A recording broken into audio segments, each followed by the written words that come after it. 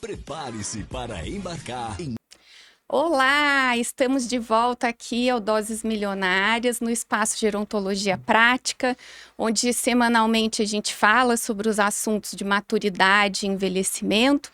E a gente está no Outubro Rosa, né, gente? Então, a gente está no mês de prevenção do câncer de mama. E, assim, dentro da gerontologia, o público é muito feminino, né? Tanto as idosas, porque as mulheres vivem mais que os homens, porque elas se cuidam, viu, homens? Tem que se cuidar, meninos. Mas elas vivem mais, então a gente que trabalha nessa área vive muito imersa no mundo feminino. Então, são muito mais idosas do que idosos, né?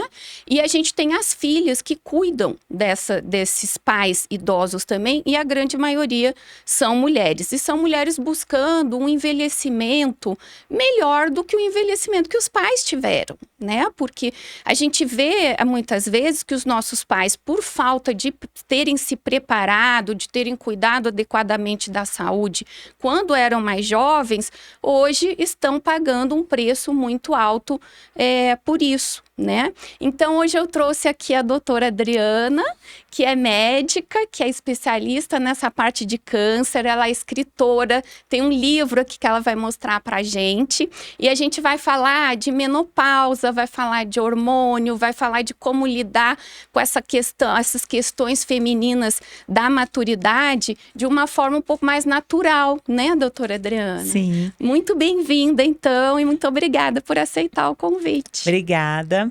Obrigada por estar aqui no seu espaço. E eu achei muito importante que você falou das mulheres, né, vivem mais, né? E as filhas cuidam dos homens, dos pais também, né? E dos seus esposos. E eu tive câncer na pandemia. Até eu começo o meu livro contando a história do meu pai, porque eu cuidei dele. Quando eu fiz o diagnóstico, eu ainda não era médica, eu era advogada. Olha. E de uma hemorroida mal curada, ele já tinha um câncer metastático e davam 6 meses de vida na época. E ele sobreviveu e viveu. Eu não falo sobreviveu porque eu falo para minha oncologista que eu vivo, não sobrevivo. Eu sempre falei isso para ela, não vou falar de sobrevida, vou falar de vida. E ele viveu 11 anos e 8 meses. Então foi toda uma mudança que a gente fez, alimentar, de mudança de mentalidade, exercício físico e de prospecção, de ver a vida, né, com outros olhos. E isso é muito importante. E no meu caso, eu estudei medicina, fiz outra área, fiz outra especialização, fiz anestesiologia. E aí me deparei com um câncer no início da pandemia. Então essa parte que você falou pra gente abordar é muito interessante, porque menopausa tá cada vez mais frequente nas meninas jovens. E as mulheres que passam por um câncer de mama fazem menopausa química também. Então é outro dilema que a gente tem que lidar. E tem muito essa queixa, né, Adriana, de preocupação com estética, né? Embora haja preocupação com a saúde, porque nós que somos profissionais de saúde, a gente chama atenção para isso, né? Perda de massa óssea, perda de massa muscular, que a gente vai falar também sobre isso, mas eu vejo assim que é um certo desespero em relação ao que muda quando chega a menopausa, né? A Sim. pele, o cabelo, a parte sexual, o ganho de peso. Então, todas essas coisas incomodam muito as mulheres. E muitas vezes elas saem correndo atrás de recursos ditos milagrosos. Milagrosos, né? Exatamente. E se enche de hormônio, e toma testosterona, e toma não sei mais Cai o no quê. conto do vigário, a fórmula pronta. Isso. Então, assim, fulano inventou, não, doutora, eu tô tomando isso daqui, o novo kit, chegou aqui na minha cidade, fulano de tal, formação é X. Ai, tô passando mal. Eu tive, inclusive, uma paciente, Adriana, que é até um caso interessante, que ela teve câncer na época, teve uma época, porque essas coisas mudam, né? Mudam. Agora tá na moda testosterona, mas não sei o quê, mas não sei, eu nem entendo muito, porque eu também não trabalho com essa área e nem não faço questão de trabalhar, porque eu venho de uma formação também mais baseada na ciência, Sim. no que tem comprovação, enfim. E aí essa minha paciente, ela era uma paciente jovem, né? Ela tinha caído, fraturou o fêmur, a gente estava fazendo outro processo de reabilitação e ela estava um pouco acima do peso. E ela começou a usar, isso tem muitos anos, foi lá em 2004, 2004, eu acho. Na época, a moda era usar hormônio do crescimento. Sim, o GH. Menina, aí ela teve câncer em seguida e foi, assim, um câncer gravíssimo, né? E assim, o médico que acompanhava ela na época dizia que não é que se ela não tivesse usado o hormônio do crescimento, ela não ia ter câncer. Mas Sim. muito provavelmente o hormônio do crescimento tenha um papel de acelerar Potencializou. um pouco, né? Toda época tem uma moda diferente, né? Isso. Agora a gente tá na moda da creatina. Isso. Veganos e tomam creatina, né? Ai, não como a carne, mas tá tomando a creatina, que é uma coisa manipulada. Sintética, Sintética. né? Esses hormônios também, E né? os hormônios Esses também. Então, sintéticos. os hormônios, a gente tem que ver a origem deles. E eu, antes de eu ter o diagnóstico, eu tinha tentado fazer congelamento dos meus óvulos. Eu não tinha nada. Aí, Sim. um pouco mais de um ano, eu tive um tumor de 8,2 centímetros. Nossa. E um linfonodo de 1,5. Meu diagnóstico só aconteceu porque eu fui chata. Eu era chata para os médicos. Mesmo sendo médico, eu era paciente. Sim. Ainda procurei os melhores colegas que tinha em São Paulo. Eu era chata. Você não tem nada. Não tem nada.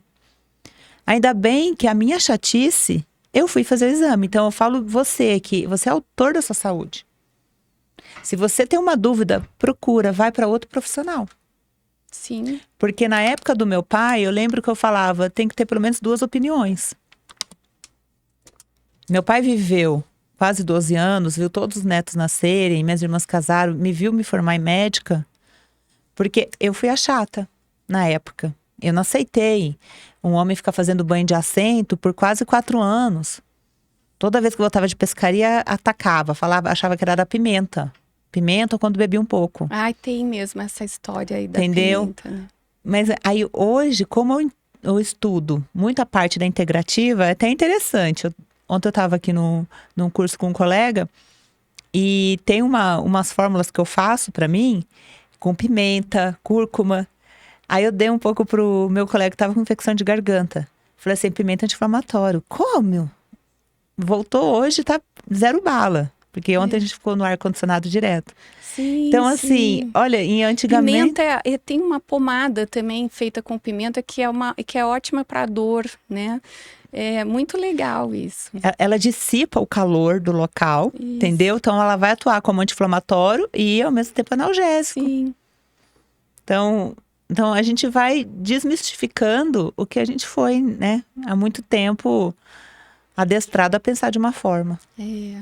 Mas eu acho que a questão é querer a solução rápida, né? Milagres. Então, assim, depois da menopausa, a gente realmente tem muita dificuldade de perder peso, né?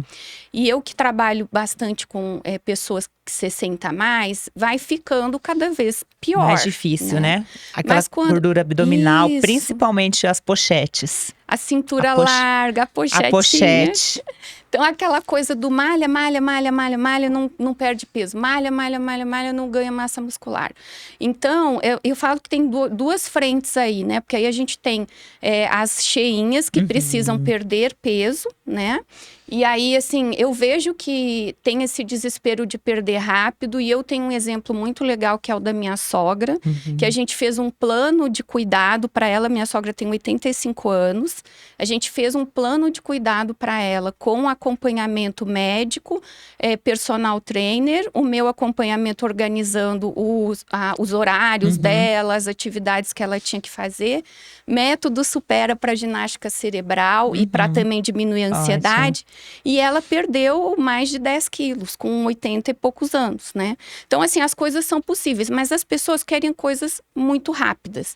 E como hoje a estética é muito considerada, né? Aí a gente vê essa coisa da testosterona, eu acho que está tendo um certo exagero, né, no uso de testosterona. E, ao mesmo tempo, a gente tem as mulheres que são muito magrinhas, que têm osteoporose, né?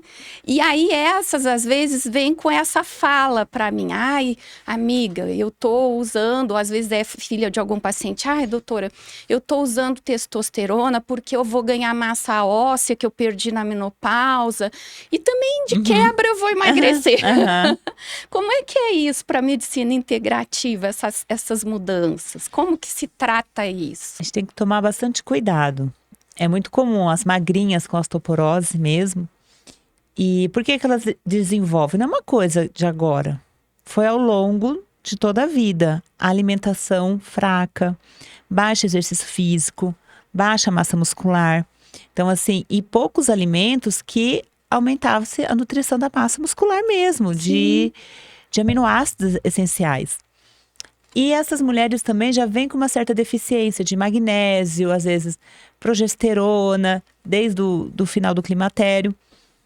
E não é, gente, sair correndo dando testosterona, porque eu tenho muitas pacientes magras que já estão inflamadas e com gordura hepática, com a esteatose. A esteatose hepática tem sido comum. E Tô com duas amigas com isso. E se você colocar testosterona de uma vez, sem desinflamar essa paciente, você só vai aumentar a inflamação dela, você aumenta a umidade desse corpo, piora o pH, você propicia fungos. Nossa, olha que interessante. Entendeu? Então, assim, para você... É indicado a gente entrar com uma testosterona? Vai ser indicado, mas a partir do momento, igual você falou do método Supera, né? É engraçado que eu tenho até uma comunidade que minhas pacientes supera mais, os pacientes oncológicos. Porque assim, você tem que ativar o mindset dessa pessoa. Sim. Ela tem que se conscientizar que ela precisa fazer exercício. Ela precisa fazer musculação. E primeiramente o que eu falo, às vezes o paciente nunca fez nada. Ai, vai lá pra musculação, ficar ali, é chato. A pessoa não vai gostar, a mulher não vai gostar, e vai só no pilates, porque a profissional puxa ela. Mas ela não tá se conscientizando de contrair o abdômen na hora que ela tá fazendo a perna na mola. Não, ela não tá tendo consciência. Então não adianta. Uma coisa que eu falo muito para minhas pacientes, às vezes no começo, eu oriento começar a fazer aula de bike, de spinning, indoor. Por quê? Ai, é muito legal. Para você manter a função cardiopulmonar, vai ter a música, você vai liberar dopamina. E quanto mais você for conseguir fazer 40 minutos na aula, você está contraindo o abdômen, você está contraindo seu core. Então, naquele momento, a mulher está começando a ativar sua consciência muscular. E você vai estar fazendo glúteo e quadríceps de lambuja. Então, e a panturrilha agradece. E a nossa panturrilha é o segundo coração. Então, antes de ir de cara com uma reposição hormonal, eu tenho que passar para essa paciente, primeiro, a consciência do exercício físico, tá? Se conseguir, é chato, começa fazendo a aula indoor, porque como tem mais pessoas, tem música, é uma coisa mais dinâmica. Você não precisa ir no ritmo do professor, cada um tem o seu ritmo. Eu sentava no fundo, eu ia careca fazer a bike. Eu tirava a químio, eu ia pra bike, a minha oncologista olhava, ela queria morrer. O que você foi fazer? Porque é um exercício pesadinho. Aí eu descobri a aula que ela ia. Falei, não, você vai... Porque eu suava fedido, porque eu suava os metais da químio. Sim. Então, isso, inconscientemente, eu fui sendo intencional, porque eu falei, não, eu vou entrar no bloqueio hormonal, mas eu vou liberar neurotransmissor intestinal, que é dopamina e serotonina. Sim. E só de ouvir a música, e às vezes na própria aula da bike, a professora já fazia uma meditação. Aquilo ali foi me ajudando tanto. Então, assim... Porque o exercício, ele tem um papel muito forte no mindset, né? Em como você vai mudando a sua mentalidade. Ele realmente, ele melhora seu astral, ele faz você secretar os hormônios adequadamente. Os neurotransmissores. Vai ter os neurotransmissores que vão ativar a testosterona endógena sua adequada. Então, paciente oncológico, as mulheres, às vezes muita gente me vê, como que esse cabelo é teu? Porque eu tô fazendo 3 anos da última químio. Eu fiz 28. Não fiz só 12, 16. Eu fiz muito protocolo. E aí, porque eu fiz as partes principalmente exercício físico, e eu fui mudando o mindset. Aí depois eu fui estruturando o quê? A alimentação. Então, antes de você falar, o que eu falava pra minha médica? Falei, você vai me bloquear o hormônio? Tá bom, mas eu vou fazer produzir endógeno. Sim. Pelo menos o que eu preciso. Porque eu fui estudando tudo. Porque eu ia entrar nesse quadro que você falou, as magrinhas que fazem osteoporose. Eu já tava com uma osteoporose. Pedi uma minha densitometria óssea, eu já tava lá no amarelinho. Eu também. Aí eu falei, não aceito. Aí ela vai calcular remédio. Eu falei, deixa comigo, vou estudar. Aí comecei a estudar e comecei a me organizar, a repor meus nutrientes. Aí voltei em 3 meses, pede outro exame. O que você fez? Olha, que legal. Eu falei, remédio foi até as químios. Agora a gente vai organizar, porque senão eu vou ficar vítima de remédio. E eu não sou uma vítima do câncer. É porque o remédio, ele parece que ele faz uma mudança rápida, que resolve o problema da pessoa, resolve entre aspas, e aí a pessoa vai se acomodar naquilo e ela vai ficar tomando remédio às vezes pro resto da vida. E ela não vai buscar a solução. Sim, exatamente. Que é o que? A mudança do estilo de vida. É a mesma coisa quem vai no psiquiatra e toma remédio, não vai fazer psicoterapia nem exercício físico. Sim. Vai ficar com depressão o resto da vida, porque o remédio sozinho não vai fazer milagre. E os efeitos colaterais vai tendo o quê? Constipação intestinal, vai travando o intestino. Sim. Aí a pessoa vai tendo outros problemas depois. Sem dúvida. Entendeu? Por causa de Adriana. efeitos colaterais. Então, isso eu vi muito. No começo do meu tratamento, eu já fiz menopausa química com a segunda químio. Era um calor, mesmo você careca, você suava aqui. Então, falar de menopausa, eu sei o que é menopausa. Você passou, né? Passei, né? E eu sou uma pessoa bloqueada por causa do tratamento. Então, eu consigo organizar meus nutrientes de uma forma que eu convivo bem. Lógico, mesmo esses dias tá chovendo, eu fico feliz. Porque às vezes dá um calorzinho no meio da coluna à noite, que eu tenho que virar de lado.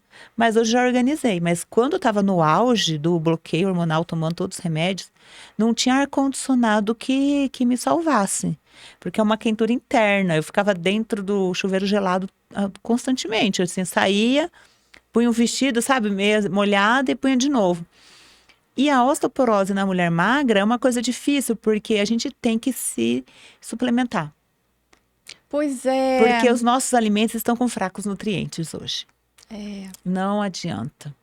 Que então não é só você né? usar testosterona. Se a pessoa não tem magnésio, você só está aumentando a umidade dela, propiciando ela fazer cândida, fazer fungo.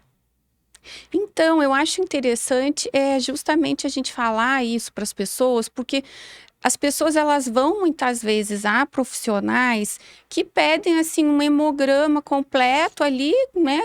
Aquela coisinha, e fala um exame de hormônio ali, FSH e os outros hormônios ali. E aí olha e fala assim, não, tá, tudo bem, aqui vamos fazer testosterona, e já põe logo uma dose alta, né? E aí, de repente, a pessoa tá lá. Isso aconteceu com uma amiga minha, e ela começou a se queixar. Porque agora eu tô cheia de espinha, meu cabelo tá caindo, né? E eu tô com um fungo nas costas. Ela foi pra praia e ela voltou com fungo. Ela achou que era da praia, mas agora que você tá me falando, né? E ela achava que ela tava com fungo porque a testosterona fazia ela suar nas costas. Mas eu acho que tem tudo a ver, tem tudo né? A ver. Ela talvez estivesse com uma dose muito alta, né, doutora Adriana? E o problema da reposição hormonal, o efeito vai ser cumulativo. Então, a gente tem que tirar. Eu falo para minhas pacientes, às vezes vem pacientes para mim que já passaram por outros profissionais com doses lá em cima. Eu falo, não, a gente vai abaixar. Ou tem hora que eu tiro, a gente vai desinflamar. Não, posso ficar sem. Eu falei, calma, porque tem que te desinflamar.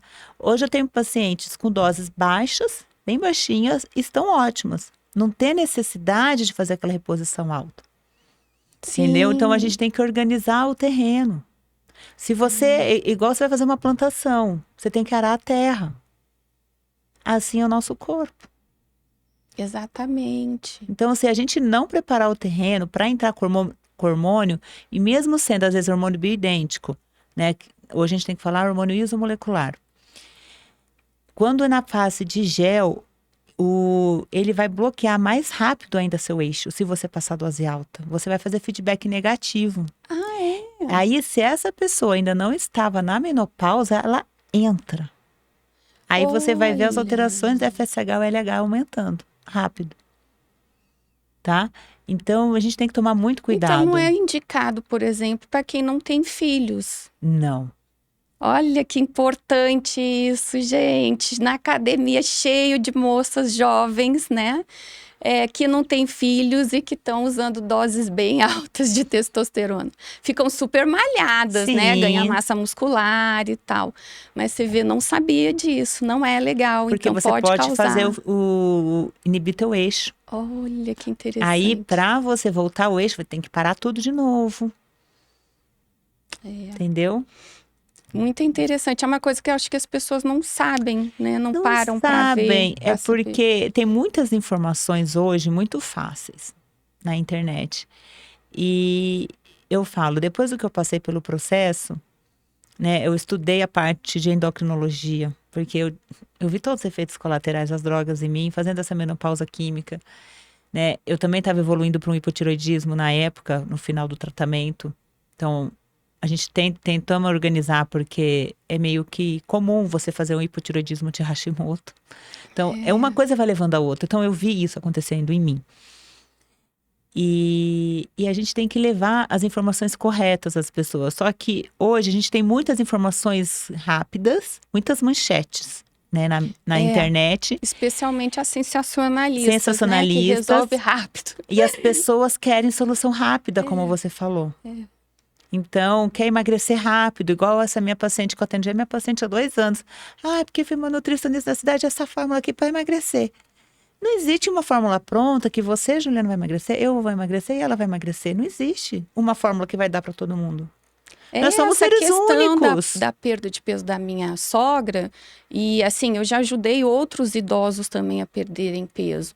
Mas você tem que trabalhar essa mentalidade e fazer a pessoa entender que é ter persistência. Exato. E que vai levar um tempo. Porque assim, nas pessoas idosas, às vezes são décadas que a pessoa foi obesa. Então, como é que você vai achar uma solução? Não, em 3 meses. Vamos usar um injetável, tipo Ozempic, vamos usar um outro inibidor do apetite, ou não sei o quê. Para pessoas idosas, isso é ruim, porque idoso já toma alguns remédios, né? Então, se você vai misturar com essas coisas, às vezes é muito grave a situação. A função hepática dele já vem sendo comprometida ao longo da vida. Sim. Né? Nós temos jovens já fazendo pancreatite rápida com o uso dessas drogas. Imagina um idoso que já tomou muitos remédios para dor ao longo da vida, já foi diagnosticado com várias queixas, muito anti-inflamatório. Então, ele já está com o organismo mais debilitado. É uma mudança gradual, né, Adriana? Agora eu acho que as pessoas, essa pressa toda que as pessoas têm, né, de quero resolver tudo rápido, quero ficar assim, assado rápido, enfim.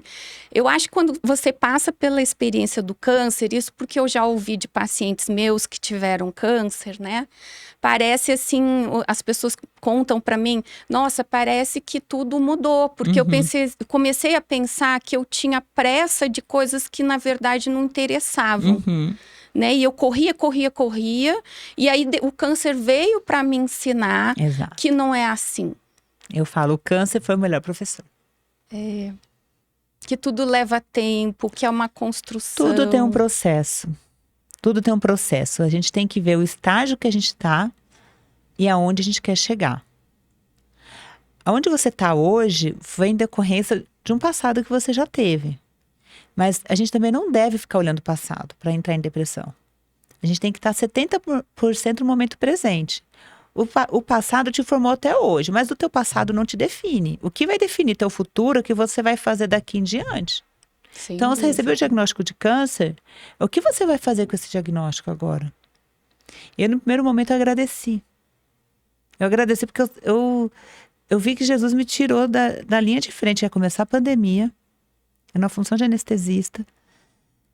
E assim, eu via meus colegas ficando muito loucos. Meu marido é anestesista e trabalhou pra caramba. Minhas amigas que sobreviveram lá em São Paulo estão, a maioria tomando antidepressivo. Foi muito pesado. Não consegue emagrecer, não consegue dormir. 5, 10 banhos por dia. Né? Então, eu senti, e eu já tava, já tinha tido um burnout um ano antes. E você falou da menopausa em meninas jovens. Um ano antes do diagnóstico, eu já estava com sinais de climatério. Só que ninguém diagnosticou. Mas eu fiz meus exames. Eu falava, gente, mas aqui tá alterado. Tá abaixando. Por isso que eu falo hoje da medicina integrativa. Porque na medicina tradicional, só olha parâmetros. Pelos parâmetros, eu estava bem. Pelos parâmetros, eu não tinha um câncer de 8 centímetros. Nossa, era bem grande o tumor, Bem grande, hein? era minha mama inteira. E eu fui em 2 8 colegas, centímetros. passei por exame físico. Eu tinha ultrassom Gente. recente. Nenhuma sombra apareceu no ultrassom. Falou que era mama fibroglandular, predominante fibroglandular. Só que na hora que eu decidi de fazer um outro exame, eu falei, então vou em outro local. A colega no ultrassom, na hora que ela mirou, falou, não vou mentir para você, é ductal invasivo. Porque estava dentro do ducto. A dificuldade de fazer o diagnóstico, porque ele era intraductal. E o exame mais sensível para a gente fazer o diagnóstico é o ultrassom. Ah, é? Mais que a mamografia? Só que o ultrassom, ele é operador dependente. Depende de quem está gerenciando ali. Depende, igual você está dirigindo o carro, você aprendeu a dirigir, o carro não está andando, é a pecinha atrás do volante, é você. É a mesma coisa. Então ela colocou, falou, não, eu não tinha passado nem um mês que eu tinha passado na outra colega, que falou que era coisa da minha cabeça. Nossa, olha que informação importante que você deu. Até eu vou repetir a minha ecografia. Entendeu? A ecografia, e às vezes, e se você não ficou feliz, você tá sentindo incômodo, porque o que que eu senti? Eu senti um incômodo. Era um incômodo, era um peso e uma dorzinha lá dentro, e era do lado esquerdo. E eu tava trabalhando muito em hospitais, resolvendo muito problema. Eu tava achando que eu tava com alguma ansiedade, problema cardíaco. Eu fui fazer eco, eu tinha que fazer eletro, eu fiz tudo de coração. Então, assim, para eu tomar essa decisão de fazer de novo um ultrassom. Eu falei, então tá, eu vou fazer em outro local. Eu sempre falo que o bom médico também é aquele que ouve o paciente, né? Exato. Você estava lá como paciente, Eu não você fui não foi ouvida. ouvida. Não fui Isso ouvida. aconteceu comigo também. Eu tive um aborto espontâneo antes da minha filha. E foi de fertilização in vitro. E a pessoa, a médica que fez a fertilização in vitro, ela não me ouvia. E eu dizia para ela que algo estava errado. E ela não me ouvia. Tá errado, esse bebê não tá crescendo, tá acontecendo alguma coisa. E aí, e ela colocando testosterona para poder segurar, testosterona não, desculpa, progesterona para poder evitar o aborto. E aí não deu outra, quando foi fazer a ecografia, não tinha batimento cardíaco. Então, assim, a gente sente, o ser humano sente as coisas. E o que mais dói na alma do paciente é não ser ouvido. Não ser ouvido. O que eu mais colocava no meu Instagram na época do meu tratamento era isso. O paciente deve ser ouvido e o olhar integral do paciente. Sim. Porque não teve nenhum olhar integral comigo. Ela olhou e falou assim, não, mas teu ultrassom... Mesmo você sendo médica, teu ultrassom, né? sua Olha mamografia não tem interessante. 4 meses. Ai, Adriana, não é nada. Deu aquela palpada. Vai, você é nova, menina, você é bonita. Aproveita o carnaval, arranja um bonitão. Foi a receita médica. Tava tudo bem. Imagina. E assim, foi uma consulta. Às vezes eu falo... o pessoal procura hoje, atende plano. Não atendo. Naquela época, eu paguei essa consulta, não paguei plano. Paguei o valor de uma consulta de hoje. E eu não fui ouvida. Entendeu? Porque eu fui nessa profissional porque era alguém que eu respeitava, a gente não foi ouvida. E é difícil isso. Você vê que colegas são assim. E como são com os pacientes, eu falei, gente, não é essa médica que eu quero ser. Idoso, então, Adriana, nem se fala. E né? os idosos sofrem. As idosas, elas falam para mim, o médico tá falando com a minha filha, ele não fala comigo, é como se eu não existisse. Então, assim, tem essa coisa da invisibilidade da velhice, né? Da velhice. De achar se que precisar, você tá ali. se o idoso, né, tem alguma deficiência, tudo bem, mas tem que falar com o paciente. Uma coisa, eu prezo isso nas minhas A consultas. minha sogra é extremamente lúcida. E aí ela estava me contando essa última vez que ela veio para Brasília, que ela falou, ela foi no médico com a minha cunhada e o médico foi para fazer um exame específico, ela tem varizes e tal. E aí, o médico só falando com a sua com a cunhada. minha cunhada, ela falou que bateu na mesa, assim. Pode falar comigo, tá? Eu não tenho demência. Exatamente. A gente tem que se posicionar, porque isso é muito triste. É. Quem é o paciente é quem tá na sua frente. Você tem que olhar no olho do paciente. Eu prezo isso muito nas minhas consultas. Ele se conhece, ele sabe o que está acontecendo com então, ele. às vezes, eu atendo muito online também. Eu tenho muitas pacientes idosas online. Às vezes, no começo, elas falam, ai, não sei. Eu falei assim, não, eu te ajudo. Elas se sentem acolhidas. E depois eu tenho feedback da família, dessa Adriana, obrigada, minha mãe te amou. Porque eu consigo, mesmo sendo na tela, eu consigo entrar e fazer o contato visual com o paciente. Eu faço um V0 com ele, eu falo, não, como a senhora tá? E às vezes eu já vou explicando, a senhora tá tomando isso, a senhora pode estar, o pé pode inchar no final do dia, não sei o quê. Um dia um senhor falou assim, e doutora, já tá me vendo? Nem te mostrei. Falei, fica em pé. Aí eu pôs a canela em cima da mesa, tava com a canela inchada. Ele achou que eu era bruxa, né? Eu falei, não, é fisiologia, a fisiologia do corpo humano, a fisiologia é linda. Mas não tá, assim, as pessoas não estão muito preocupadas com a fisiologia ultimamente, né? Não. Eu acho que é isso, nem com a fisiologia e nem com a humanização mesmo, de entender que cada ser humano é diferente, né? Você tem coisas que são fisiológicas e que vão responder diferentemente em cada pessoa. Por isso da clínica, né? A clínica Por isso que soberana. você tem que ouvir o paciente. Por isso que eu amo ser clínica. Eu falo, qual que é a sua especialidade? Clínica. Por quê? Eu ouço o paciente, tá? Eu ouço todos os sintomas dele, os sinais que ele está me apresentando, eu aprecio, mesmo no online. Quantas vezes eu comecei a atender, eu estava fazendo o último protocolo de químio. Eu estava para ficar maluca. E aí, minhas amigas começaram a atender online. E toda hora me ligando, ai, você é boa de clínica. A minha amiga, que era otorrino, começou a atender online. A outra, que é cirurgião plástica, a pessoa ficou 3, 4 meses sem trabalhar. Ficou atendendo online. Aí começou a atender clínica online. Aí ligavam pra mim pra tirar dúvida. Aí eu tava fazendo químio. Aí minha mãe, você vai atender online também, você é boa nisso. Aí uma amiga minha me ligou do Tocantins aqui. Ai, eu tô com Covid. Aí a tosse dela, eu falei, filha, essa tosse não é da Covid, não. Tá mais pra tuberculose. Ah, mas será? Eu falei assim, qual foi o exame que ele fez? Não, nenhum. Fui lá, as instrumentos, é o pacote Covid. Eu falei, não, eu pedi um raio-x, eu pedi até uma tomo de tórax, ela veio pra Brasília fazer, ela morava em Unai. Gente, eu fiz o diagnóstico online, com a clínica, por causa da tosse. Aí eu comecei a atender online. Aí a minha outra colega, que era otorrino, não, começa a atender, você é muito boa de clínica. Aí a minha oncologista entrou um dia no quarto, o que você tá fazendo? Tô me cadastrando, CRM digital dela. Me ensina depois. Aí eu comecei, parecia que eu tava no R0 da oncologia, eu brincava pra ela, que tudo era Covid. Eu pegava tosses que não eram de Covid.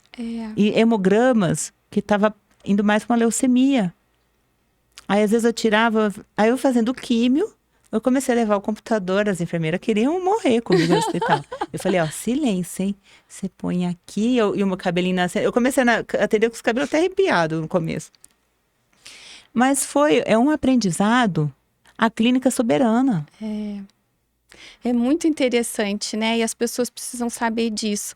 Agora a gente já está quase encerrando aqui. Eu quero que você fale um pouquinho do seu livro, mostre o seu livro aqui para as pessoas conhecerem. Fale onde que compra o livro. Fale seu contato. Obrigada.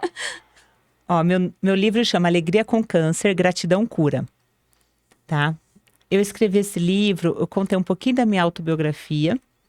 Começo com a história do meu pai, como eu fiz esse diagnóstico dele do câncer de intestino, que já era metastático, né? As vitórias que a gente teve. E como eu fui diagnosticada com câncer 5 anos depois. E como foi esse processo de aceitação e perdão. Perdão de me perdoar por ter passado por isso. E perdoar as pessoas, como eu contei, teve a colega que um mês antes não deixou de fazer o diagnóstico. E durante o processo, eu passei por umas intercorrências sérias, graves, era a pandemia. E o processo da gratidão, eu começar a agradecer cada intercorrência, fez toda a diferença. Eu agradeci a vida, eu agradecia por estar respirando, mesmo depois de uma parada respiratória. Então, assim, eu fui agradecendo cada conquista e Jesus foi me mostrando aonde deveria ir, quais locais deveria procurar, porque eu mudei de hospital no meu tratamento, eu fiz diagnóstico, eu tenho um prontuário em 4 locais em São Paulo, porque como eu tinha uns exames recentes de um local, o diagnóstico eu fiz em outro. Então, eu fazia uma evolução, comparava no outro, voltava. Então, aonde eu fiz o meu primeiro PET scan, é onde eu faço PET scan até hoje. Aonde eu fiz o primeiro ultrassom, eu faço sempre ultrassom de controle lá.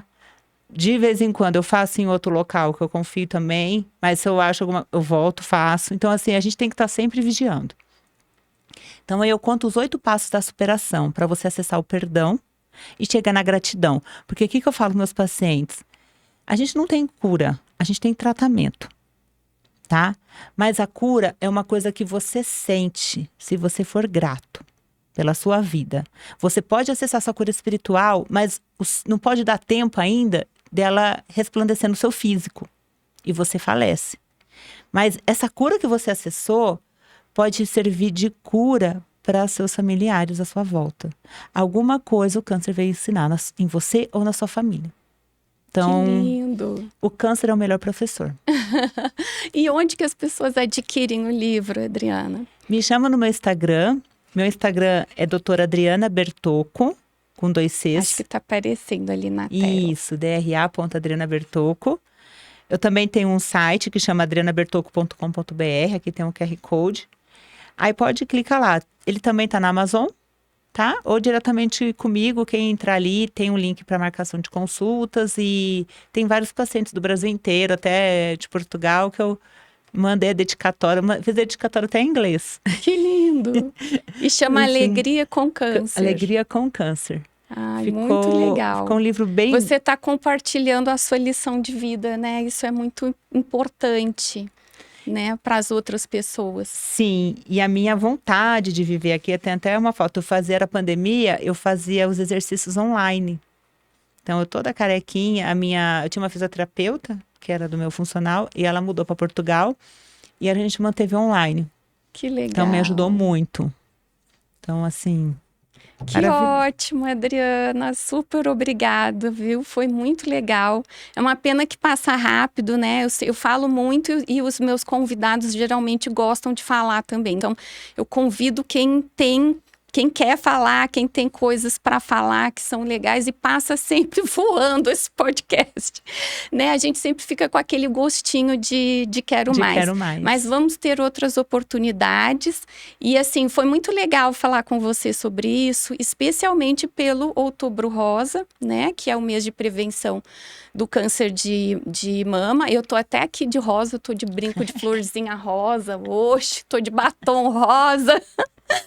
Né? Semana passada teve o evento da Liga Feminina de Combate ao Câncer, né? Que eu fui a convite da dona Silvia Seabra, que já fez podcast aqui comigo também, é uma fofa. Então, é um mês que a gente tem que falar muito das mulheres, né? Sim. E essa coisa pra gente finalizar, essa questão do ser ouvida é tão importante. E eu sempre falo assim, as mulheres, elas precisam ser ouvidas porque o conhecimento que a gente tem do nosso corpo, às vezes é maior do que o conhecimento que os homens têm. Muito maior. Porque a gente lida com menstruação, quem tem filho passou por gravidez. Exatamente. Né? Então, assim, a gente muda toda hora. Então, a gente acaba desenvolvendo uma autopercepção da nossa saúde que é muito aguçada. O nosso sistema límbico é bem mais, assim, aprimorado. Isso, até essa gerência emocional, né? A gente consegue lidar com muitas emoções. Mas foi maravilhoso. E aí, eu te espero aqui de novo, numa outra oportunidade. Espero que você tenha gostado também. E muito obrigada. Prazer é meu. Obrigada. Obrigada, gente, por terem nos acompanhado. O podcast fica, né, gravado lá no canal do YouTube Doses Milionárias, então pode ser assistido a qualquer momento. O meu Instagram é @DRAJulianaGai. E gostaria de aproveitar para lembrar, antes de encerrar, que o meu curso, que se chama Meus Pais Envelheceram, o que Devo Saber e Fazer, já está disponível para vendas lá na Hotmart. Então, quem estiver cuidando aí dos seus pais idosos e tá que nem barata tonta, não sabe para onde ir, não sabe o que fazer, ou não está sentindo que o idoso está melhorando porque tem alguma coisa errada, me procura lá no meu Instagram, @DRAJulianaGai, ou me envia um e-mail, que é idosoefamilia@gmail.com, idoso e família tudo junto. E vamos lá adquirir o curso para que vocês consigam aí aprender que é possível cuidar do seu familiar idoso sem abrir mão da sua própria vida e do seu autocuidado, que é muito importante, especialmente para as filhas, e é importante a gente falar disso nesse mês, porque é o mês de conscientização contra o câncer de mama, e vocês devem fazer os seus exames preventivos. É isso, gente. Boa tarde, um beijo para todas.